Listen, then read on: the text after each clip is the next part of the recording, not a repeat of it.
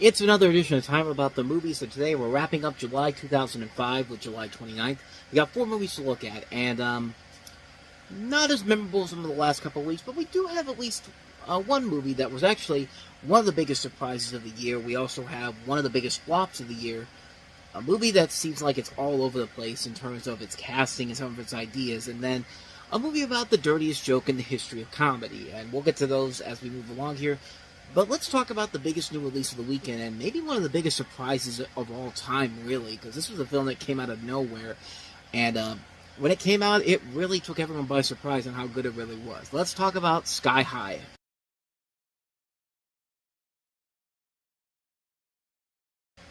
I mean, yeah, talk about a movie that literally came out of nowhere. I mean, the big summer movie for Disney, was going to be Herbie Fully Loaded, and that film kind of came and went, and they put this out there, and nobody really expected a whole lot from it. But of all the live-action Disney movies that came out in 2005, except for the one at the very end of the year, The Chronicles of Narnia, which we'll eventually get to, this was one of the biggest hits for them in terms of live-action films in general, and a film that really did come out of nowhere. But it's a really good movie, and it follows this kid named Will Stronghold, played by Michael Angarano. I believe I got that name right. The son of 2 superheroes, played by Kurt Russell and Kelly Preston, who were enrolled in an airborne high school for teenage superheroes where his powers kick in. He must deal with the growing distance from his old friends, a threat from a mysterious supervillain, and getting the goal of his dreams. You also have Mary Elizabeth Winstead, Daniel Panabaker, Bruce Campbell, Dave Foley in the film. Directed by Mike Mitchell, who, if you remember, the last movie that we saw from him was the infamous Surviving Christmas. And before that, he directed Deuce Bigalow, Mel Gigolo. And, needless to say, this is probably one of his best films, if not his best film in general. And yeah, like I said, this thing became a massive hit. It's a movie that literally came out of nowhere, and really, it's kind of hard not to see why this movie just works. It's a fun superhero comedy, a superhero high school thing that is definitely a mix of something like Kim Possible and also the criminally underrated 80s show Galaxy High, which was created by Chris Columbus of Home Alone fame. If you don't know what that show is, definitely seek that show out, because it actually is a lot better than you would think it is. But I say Kim Possible because, coincidentally, the creators of Kim Possible actually wrote the script for this, so it makes a whole lot of sense why there's this whole idea here that this has the same kind of vibe as Kim Possible does. Kim Possible was a very fun superhero, not even superhero, spy comedy series, animated comedy series for kids, and it worked because they had fun with the spy genre in general while also making fun of high school life. And they do the same thing here, this time take out the spy element and put in superheroes. And it's a really fun movie that knows it can be silly. It can be really silly when it needs to, but it knows it needs to have a little bit of an edge to it. It kind of reminds me of like a more fun version of X-Men before Disney eventually bought Marvel and eventually X-Men. And it's just a really fun film overall. The visuals are very fun to look at. You could tell it's like watching a live-action comic book movie, the way the shots are handled. Shelley Johnson did the cinematography for this. Pretty good job on her part. This is one of the early films Michael Giacchino, who was then a well-known TV scorer for stuff like Wasp. Like, this was one of his first major films major films he composed before he eventually became the superstar that he became in the music world. But yeah, the movie is just a ton of fun on a whole number of different levels. They know exactly how to entertain you.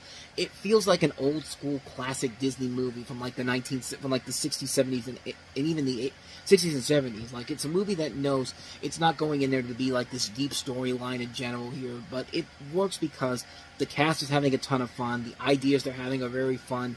It's a really solid, entertaining movie that really did come out of nowhere. I didn't even know if I was even going to like it when I first saw it, but I was really blown away by how much I really enjoyed this film. It was definitely one of the biggest surprises of that summer for sure. And one you should definitely check out. I do recommend it highly, Sky High. And let's go ahead and move on to our next movie, which was not a big hit, which was supposed to be the big projected hit of the weekend, and that is Rob Cohen, the director of XXX and the Fast and the Furious, directing Jessica Biel, Jamie Foxx, and Josh Lucas in Stealth.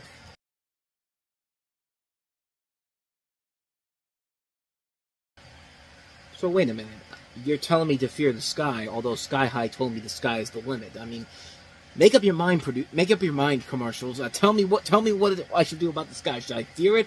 Should I say the sky's the limit? Like, you're making it too confusing for me. But then again, this movie I'm talking about here is a very confusing movie.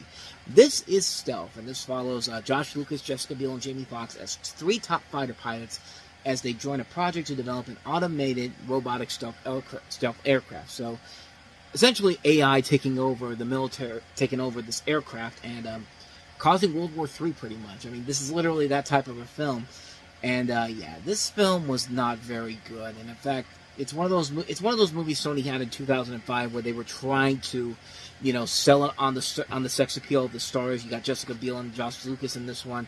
Later in the year, you'll have Into the Blue with Paul Walker and Jessica Alba, which was also a major flop. In fact, of all the movies Sony had in 2005, this was the biggest flop of them all. They had a really bad year in terms of financial disasters. Films like XXX State of the Union, which we already talked about, Bewitched, which I thought was a good movie, Rent, Zathura, Into the Blue, Man of the House, Lords of Dogtown, another great movie there, but a lot of flops, and, Sony was just in a bad spot. But it doesn't help when you have a movie that's literally the equivalent of XXX, because it is the same director who made it, and Rob Cohen himself unfavorably compared it to his other 2 movies, saying that Fast and Furious can be what it is as a story, but in the end it was a fun summer ride, which, okay, I'll go with that. XXX was a fun summer ride. Again, I'll agree with that as well. Stealth was not fun. It was not as entertaining moment to moment as the other 2 have been, and what I think you need for a movie in the summer.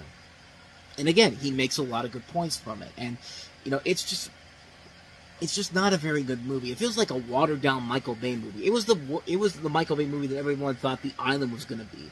The Island ended up being the far superior movie that was Michael Bay based in this did, but the film itself is just really, really bad. There's just so many moments in this that don't make a whole lot of sense. The action sequences are not engaging whatsoever. It's like they tried to make a Top Gun movie mixing in with HAL 9000 from 2001, which could be fun, but it's just not there, man. This is just a movie that's just so mishandled, misinterpreted in so many different levels. It's a boring movie that doesn't have anything of value to it whatsoever.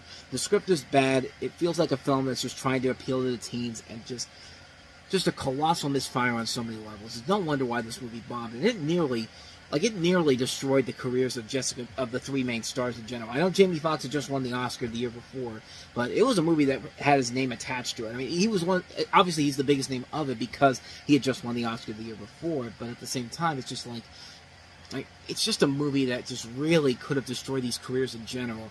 And for Jessica Biel, it pretty much kind of ended her film career pretty much, because she didn't take as many big roles after this movie. I mean, there was a couple here and there, but nothing as significant as what she was doing before this. This was a film that really cut a damper into her career. But of course, Jamie Foxx rebounded later in the year with Jarhead.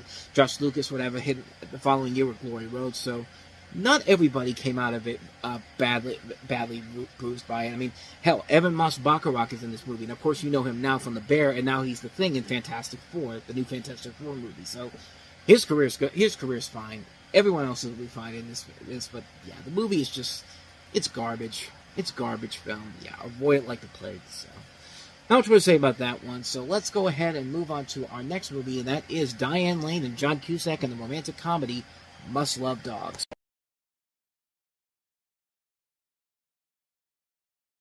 Yeah, it's harmless, but it's not that great either. But this is a movie that you can tell from the trailer.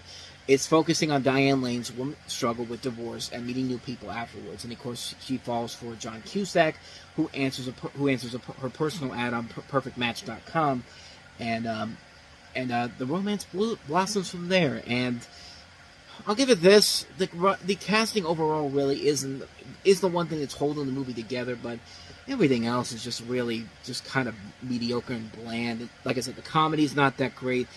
Having to resort to something like that, like that scene where Christopher Plummer, her father, she answers her dating thing. It's just like I get what you're trying to do, but at the same time, it's just kind of like really, like I get it, but at the same time, it's just kind of like that just feels like it can go into so many different bad places. Like I said, incest, but it's just, and this is written and directed by Gary David Goldberg, the man who gave us Family Ties, the man who gave us Spin City. It's actually his second film as a director. He did Dad in 1989, which was a much better movie, and much better than this movie in general, but the film is just pretty bland and forgettable, and it's just, Diane Lane, John Cusack, they're doing the best they can with the material given to them, and their chemistry is fine like it is, but at the same time, there's really nothing about this movie that makes it stand out as something as a must-see. This is the type of movie that you take your date to on a weekend, like older dates, not like a horror movie where you go there on a Friday night hoping you get some action as like an 18-year-old for the first time. But no, this is something that you would take your married spouse to on a weekend. Like they probably will enjoy it, but that opening weekend. But then they'll never get to see this again afterwards. It's just a movie that kind of comes and goes. And it's hard not to see why. It's a pretty bland romantic comedy that really does not offer anything new or exciting to it. Just a really lackluster film in general. Nothing too spectacular about it. The performances, I think, hold it together to say it's passable, but I'm never going to watch this again. After a one-time watch, I was kind of over it, so yeah, not much more to say about that one. Must Love Dogs. Must Love Dogs, but I don't love this movie. Let's just end it with that, so... Alright, let's move on to the last movie, and it's a movie about the dirtiest joke of all time, and that is The Aristocrats.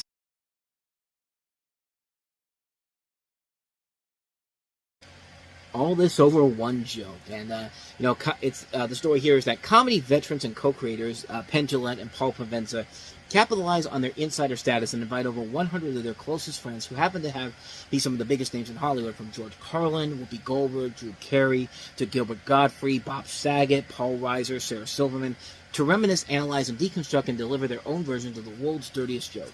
An old burlesque too extreme to be performed in public called The Aristocrats. And watching that trailer again and seeing all those names of people who are sadly no longer with us. You see, Phyllis Diller in there, George Carlin, Richard Lewis, Gilbert Gottfried, of course, Carrie Fisher, Susie Essman's still here, but there's a lot of names in this movie. They go all over the comedy world here. They even go to the animated world by having the kids from South Park doing the joke, and it's just a movie about saying let's do this joke in our various ways, and it's a very fun concept in general. But it was something that actually was seen very controversially. In fact, when it came out, AMC, the theater chain, decided to not show the movie in any of their theaters, claiming that the decision was due to the film's limited appeal. But Penn Jillette went on to MSNBC and said, it's the kind of thing that makes you go, come on, play fair. It's not like we're trying to slide this by anybody by calling it Love Bug 2. Herbie takes it up the ass, which for some people that's probably a better idea than Herbie Fully Loaded is. But there was controversy about Gilbert Gottfried's footage from the Friars Club roast after the September 11th attacks, where Gilbert Gottfried made a joke that didn't pan, as that was just after the events of September 11th. There was a controversy involving Joe Franklin, who, in the film, Sarah Silverman tells a version of the joke as it was autobiographical, and she had been one of the Aristocrats' performers as a child. Silverman builds the story to include her father being booked on veteran talk show host Joe Franklin's show, and ending with a punchline, a deadpan allegation that Franklin had raped her during a phony rehearsal for the show. And Franklin jokes that he had been successful lately because he sued Silverman because of that, because he did eventually sue her for that. And so there's just a lot of jokes in this, a lot of versions of this dirty joke that just, you wouldn't think you'd get a whole lot from it, but man, they do a pretty good job at it, and it is fun to see all these different comedic legends telling their own spinning version of this joke in general, and it's pretty fascinating and very incredible to look at, and it's just one of those documentaries that's just so fun, seeing all these big names in here. And it was actually a movie dedicated to Johnny Carson, who had passed away at the beginning of the month, because he said that The Aristocrats was his favorite joke. Yeah, it's a really funny movie, man. It's a really good movie that shows a lot of these different versions of this joke in general from all these different comedic points of view, and it just works very well in general. I think it's a very fun film, and if you like some dirty humor, this is the movie for you. So I do recommend it. Check it out, The Aristocrat. The Aristocats. What's wrong with me? It's hard for me to think about this now without thinking of the Disney movie with the cats in it. But no, it's The Aristocrats. C-R-A-T-S. Aristocrats. Now imagine if Disney had made a movie called The Aristocrats. That would have been something. I'll give them that. And so with that said, we wrap up another edition of Time About the Movies. We will jump into August on the next episode, and we start off with the movie I've been building up the last couple of weeks with The Dukes of Hazzard, with Sean William Scott and Johnny Knoxville and Jessica Simpson as Daisy, plus Willie Nelson, Linda Carter, Burt Reynolds, directed by the guys who did Super Troopers. Is it as bad as everyone says this? Well, we'll delve into that on the next episode, but we'll also delve into Bill Murray's latest foray into more dramatic territory, Jim Sheridan's Broken Flowers. We also have My Date with Drew, about a guy who's trying to date Drew Barrymore, Amy Adams' big breakout role in Junebug, and last but not least, I thought there was one more movie here. Yeah, The Chump Scrubber with Jesse Eisenberg in one of his early films. So we've got 5